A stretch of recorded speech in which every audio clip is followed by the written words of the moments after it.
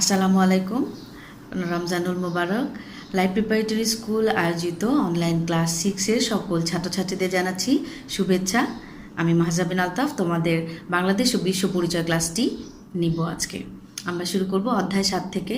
তো ছাত্রছাত্রীরা তোমরা প্লিজ রেডি হয়ে যাও, তোমাদের কলম পেন্সিল নিয়ে একটু গুরুত্বপূর্ণ লাইনগুলো দাগিয়ে দিব আর কিছু আলোচনা করব যেন বাসায় বসে তোমরা একটু পড়াশোনা করার সুযোগ পাও। কেননা কোভিড-19-এর জন্য আমরা সবাই গৃহবন্দী হয়ে আছি, তো একটু তো পড়াশোনা করতেই হবে।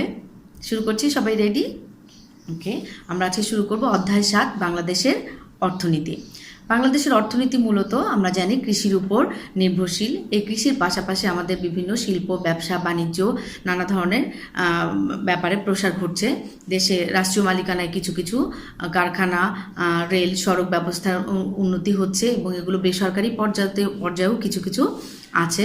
অর্থনীতি ছাড়া কোনো দেশই এগিয়ে যেতে পারে না, কোনো জাতি উন্নতি করতে পারে না। মূলত 1971 সাল থেকে বাংলাদেশ স্বাধীন হওয়ার পর কৃষি, শিল্প, ব্যবসা বাণিজ্যে বাংলাদেশ ব্যাপক প্রসার ঘটতে থাকে এবং এর অগ্রসরতাও বাড়তে থাকে। এই অধ্যায়ে আমরা যে বিষয়গুলো পড়ব সেগুলো হচ্ছে বাংলাদেশের জনগণের অর্থনৈতিক জীবনধারা, গ্রাম ও শহরের অর্থনৈতিক কাজ, শহর ও গ্রামের অর্থনীতির তুলনামূলক আলোচনা, বাংলাদেশের অর্থনীতির প্রধান প্রধান খাতসমূহ, বাংলাদেশের অর্থনৈতিক উন্নয়নের গুরুত্ব উপলব্ধি করা, বাংলাদেশের অর্থনৈতিক উন্নয়নের সম্ভাবনা, বাংলাদেশের জনসংখ্যা কিভাবে সম্পদ হতে পারে সেটার সম্পর্কে আলোচনা, বাংলাদেশের অর্থনৈতিক কার্যাবলী সম্পর্কে আরও বেশি মানুষকে সচেতন করা এবং নিজেদেরকেও সচেতন হওয়া।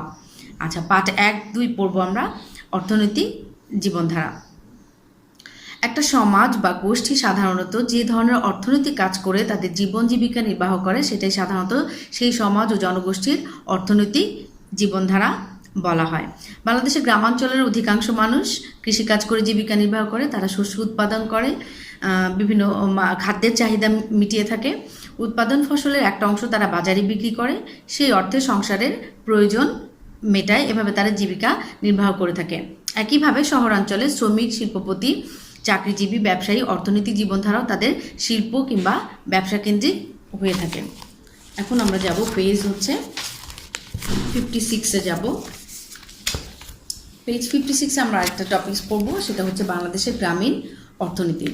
বাংলাদেশের বেশিরভাগ মানুষ গ্রামে বাস করে। বাংলাদেশের গ্রামের অধিকাংশ লোক কৃষিকাজ করে জীবিকা নির্বাহ করে এবং কৃষি সাধারণত 20% আসে আমাদের অর্থনীতিতে এই কৃষি থেকে। যাদের নিজস্ব জমি নেই তারা অন্যের জমিতে চাষবাস করে জীবন জীবিকা নির্বাহ করে থাকে। সে কারণে বাংলাদেশকে কৃষি নির্ভর দেশ বলা হয়ে থাকে। কৃষিকাজ ছাড়াও গ্রামের মানুষের আরও কিছু পেশা রয়েছে, যেমন জেলে, তাঁতি, কামার, কুমার, ছুতোর, মুদি এই হিসেবে তারা জীবিকা নির্বাহ করে থাকে। কিছু কিছু লোক গ্রামের হাট বাজারে বা কাছাকাছি শহরে গঞ্জে ব্যবসা বাণিজ্য করে থাকে। তাদের ছোট ছোট দোকান থাকে, তারা সেটার মাধ্যমে জীবিকা নির্বাহ করে থাকে। আমাদের অর্থনীতির সবচেয়ে প্রয়োজনীয় গুরুত্বপূর্ণ খাত একসময় কৃষি ছিল, যেটা খুবই অবহেলিত ছিল একসময়, কিন্তু এখন বর্তমানে কৃষি ব্যবস্থাপনায় আধুনিক যন্ত্রপাতি ব্যবহার করা হচ্ছে, সেখানে উন্নত মানের বীজ বপন করা হচ্ছে, যন্ত্রপাতি, কীটনাশক, উচ্চ ফলনশীল বীজ ব্যবহার করা হচ্ছে, যার ফলে বাংলাদেশের কৃষি ক্রমান্বয়ে অগ্রগতি হচ্ছে এবং নতুন নতুন সম্ভাবনা সৃষ্টি হচ্ছে এবং এখানে নানান ধরনের কর্মসংস্থানেরও সুযোগ তৈরি হচ্ছে। তারপর আমরা পড়ব পৃষ্ঠা 57-তে আছে গ্রামীণ অর্থনীতির গুরুত্ব। গ্রামীণ অর্থনীতি আমাদের সমাজ জীবনে কতটুকু গুরুত্বপূর্ণ ভূমিকা পালন করছে, কিভাবে আমাদের অর্থনীতিকে সচল করে রাখছে সেটা সম্পর্কে আমরা পড়ব। আচ্ছা, আমাদের দেশের মোট চাহিদার বড় অংশ আসে কৃষি থেকে, এটা আমরা সবাই জানি। আর গ্রামের মানুষই হচ্ছে এটার উৎপাদক। কোনো কোনো কারণে এক বছর দেশে খাদ্য উৎপাদন কম হলে বিদেশ থেকে খাদ্য আমদানি করতে হয়, যেটা আমাদের স্বল্পোন্নত দেশের জন্য খুব ব্যয়বহুল।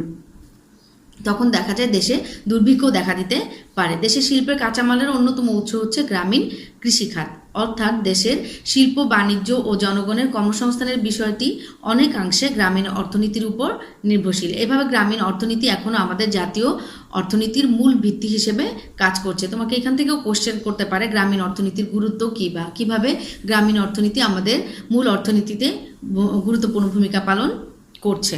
আচ্ছা, এটা আমরা পড়লাম গ্রামের অর্থনীতি। এখন আমরা পড়বো শহরের যে অর্থনীতি ব্যবস্থা আছে, শহরের অর্থনীতিটা কিভাবে আমাদেরকে জাতীয় অর্থনীতিতে গুরুত্বপূর্ণ ভূমিকা পালন করছে। বাংলাদেশের মোট জনসংখ্যার প্রায় 30% শহরাঞ্চলে বাস করে। বাংলাদেশের মোট জনসংখ্যার প্রায় 30% মানুষ শহরাঞ্চলে বসবাস করে। তুমি এই লাইনটি দাগিয়ে রাখতে পারো, এটা অনেক গুরুত্বপূর্ণ তোমাদের এমসিকিউ এর জন্য।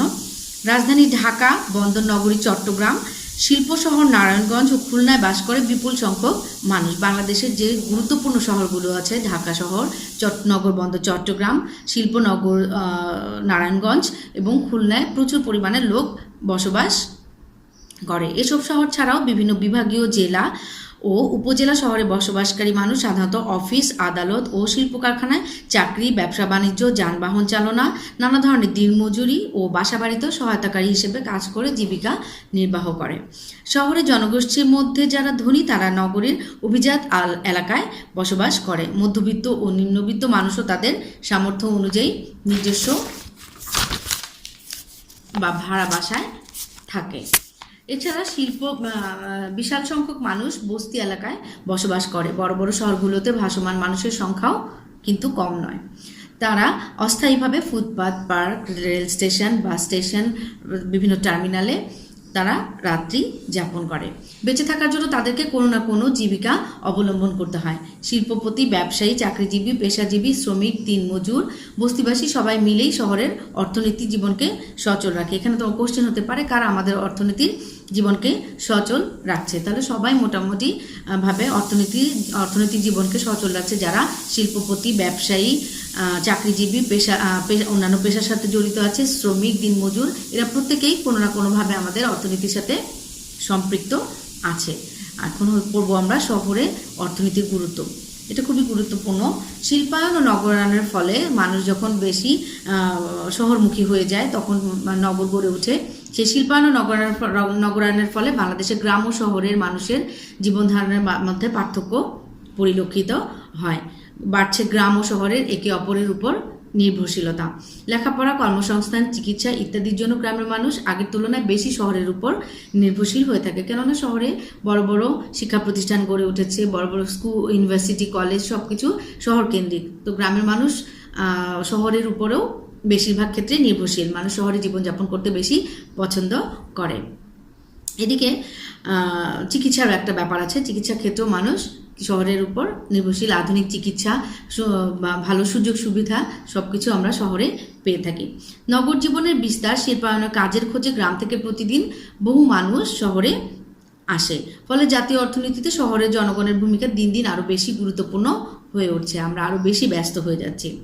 আচ্ছা, এখন আমরা পড়ব পাঠ 3, বাংলাদেশের অর্থনীতির খাতসমূহ। পৃথিবীর অনেক দেশের মতো আমাদের অর্থনীতিরও প্রধান খাত হলো কৃষি, শিল্প, ব্যবসা বাণিজ্য ও সেবা খাত। তবে এছাড়া বাংলাদেশের অর্থনীতিতে প্রবাসীদের প্রেরিত অর্থ একটা বড় ভূমিকা রাখে। বাংলাদেশ যেহেতু অনেক জনসংখ্যাবহুল দেশ, জনসংখ্যাটাকে আমরা বোঝা হিসেবে না মেনে জনসংখ্যাকে আমরা দক্ষ জনশক্তিতে রূপান্তরিত করেছি এবং তাদেরকে প্রশিক্ষণের মাধ্যমে দেশের বাইরে পাঠানো হয় বিভিন্ন কাজে, এবং তারা সেখানে অর্থ উপার্জনের মাধ্যমে দেশের অর্থনীতিতে গুরুত্বপূর্ণ ভূমিকা পালন করছে। এবার আমরা একটু খাতসমূহগুলো দেখব, কি কি খাত আছে। তোমাদের বইতে দেখা যাচ্ছে 59 পৃষ্ঠায় দেখা যাচ্ছে কৃষি, শিল্প, ব্যবসা বাণিজ্য, সেবা খাত। আমি খুব অল্প করে একটু আলোচনা করব। কৃষি খাতটা কি? কৃষি খাতটা আমরা আগেই পড়েছি। মানুষ কৃষি নির্ভর আমাদের এই বাংলাদেশ। কৃষির 20% আমাদের অর্থনীতিতে কৃষি থেকে আসে। এদেশের মানুষ আষ্টে পৃষ্ঠে জড়িয়ে আছে কৃষির সাথে। দেশের খাদ্যের চাহিদা পূরণ করছে তারা, এবং ধান, পাট, চা, ডাল, রবি শস্য, বিভিন্ন শাকসবজি, ফলমূল উৎপাদন, বনজ সম্পদ, পশুপালন, মৎস্য চাষকে কৃষি খাতের মধ্যে ধরা হয়। আমাদের জাতীয় অর্থনীতিতে কৃষির অবদান প্রায় 20%, আমি আগেও বলেছি। আচ্ছা, শিল্প খাত। শিল্প খাতটা কি? কারখানায় উৎপাদিত সামগ্রী, বিদ্যুৎ, গ্যাস, খনিজ সম্পদ, দালানকোঠা বা অবকাঠামো নির্মাণ এ খাতের অন্তর্ভুক্ত। বাংলাদেশের উল্লেখযোগ্য শিল্প সামগ্রী হলো পাট ও চামড়াজাত দ্রব্য, যেগুলো আমরা বাইরে রপ্তানি করি। সুতা ও কাপড়ও এর মধ্যে আছে। এছাড়া রয়েছে কাগজের কল, পোশাক শিল্প, আসবাবপত্র তৈরি কারখানা, চিনি কল ও অন্যান্য প্রক্রিয়াজাতকৃত খাদ্য শিল্প, পেট্রোল ও রাসায়নিক দ্রব্য উৎপাদন শিল্প, ওষুধ শিল্প ইত্যাদি। যে দেশ যত উন্নত তার অর্থনীতিতে শিল্প খাতের ভূমিকা তত বেশি গুরুত্বপূর্ণ। আচ্ছা, ব্যবসা বাণিজ্য। এখন পড়বো আমরা ব্যবসা বাণিজ্য। অভ্যন্তরীণ ও বৈদেশিক বাণিজ্য আমাদের অর্থনীতির একটি প্রধান খাত। অভ্যন্তরীণ বাণিজ্য যেটা দেশের ভেতরে বাণিজ্য হয়ে থাকে, ব্যক্তিগত ও প্রাতিষ্ঠানিক উদ্যোগে জিনিসপত্র কেনা বেচা হয়ে থাকে। দেশের অর্থনীতিকে সচল রাখতে এই অভ্যন্তরীণ বাণিজ্য একটি গুরুত্বপূর্ণ ভূমিকা পালন করছে। দেশের অভ্যন্তরীণ চাহিদা মেটাতে আমরা যেমন কিছু পণ্য বিদেশ থেকে আমদানি করি, তেমনি যেসব পণ্য আমাদের দেশে পর্যাপ্ত পরিমাণে উৎপন্ন হয় তার একটি অংশ আমরা দেশের চাহিদা মিটিয়ে বাইরে রপ্তানি করি। এভাবে আমদানিকৃত এবং রপ্তানিকৃত পণ্য থেকে অর্জিত বৈদেশিক মুদ্রা আমাদের অর্থনীতিকে আরও বেশি শক্তিশালী করছে দিন দিন। আচ্ছা, এটা পড়বো হচ্ছে সেবা খাত। যে কোনো দেশের অর্থনীতিতে সেবা খাত একটি বড় গুরুত্বপূর্ণ ভূমিকা পালন করে থাকে। শিক্ষা, স্বাস্থ্য, আবাসন, পরিবহন বা যোগাযোগ ব্যবস্থা, ব্যাংক, বিমা, জনপ্রশাসন, আইন শৃঙ্খলা বাহিনী, এগুলো হলো সেবা খাতের উদাহরণ। সরকারি ও বেসরকারি উভয় উদ্যোগে এই খাতটি পরিচালিত হয়। যে দেশ যত বেশি উন্নত এবং জনগণের কল্যাণকে যত বেশি গুরুত্ব দেয়, সেখানে এই সেবা খাতটি তত বেশি শক্তিশালী। আজকে আমরা এই পর্যন্তই পড়বো। আমরা লেসন 3টা শেষ করেছি, প্রথম পাঠ, দ্বিতীয় পাঠ এবং তৃতীয় পাঠ। তোমরা বাসায় এই লেসনগুলো খুব ভালো করে পড়বে, পড়ে এখান থেকে 5টি, বেশি দিচ্ছি না আমি, 5টি এমসিকিউ করবে এবং খাতায় লিখবে।